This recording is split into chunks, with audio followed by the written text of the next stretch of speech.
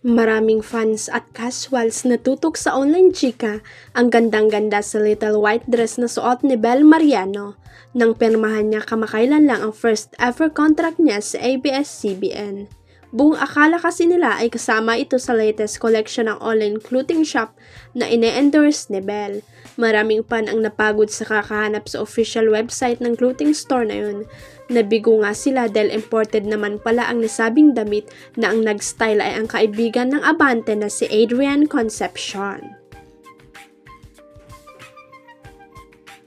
Shock nga ang mga fan nang malaman na iba pala ang tatak nito. Simple pero elegante at mamahalin ang trending white dress ni Belle. Isa ito sa latest collection ng Blue Marine, isang Italian brand. Bongga! Ang aktres na si Catherine Bernardo pala ang pa-blind item ng Dreamscape Entertainment na may magbabalik na kabandera sa isang Facebook account. Ang caption nga riyan sa naturang post, "The comeback energy is real, can you feel it?" At kahapon, August 22, ay naglabas na ng video for photoshoot si Catherine para sa promo materials na gagamitin para sa bago niyang project sa nasabing production company. The wait is over, she is back and ready, crown queen emoji. The Asian superstar Catherine Bernardo is now ready for her grandest comeback with Dreamscape Entertainment coming soon. Lahad sa latest post.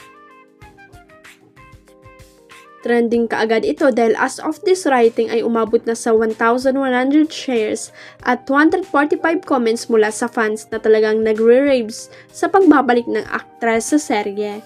Anyway, magsisilbing reunion project din ito ni Catherine sa Dreamscape Entertainment makalipas ang 15 taon kung saan ang nasabing production unit ang nasa likod ng Mara Clara, isa sa pinakatumatak sa mga manonood na teleserye ng aktres na umere noong 2010.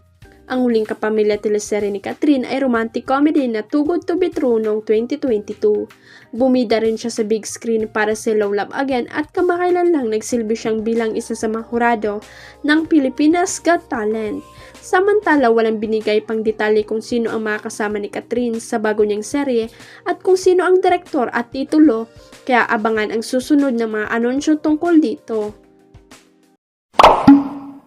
Huwag kalimutang i-click ang subscribe button at i-ring ang notification bell para sa latest at legit chika updates.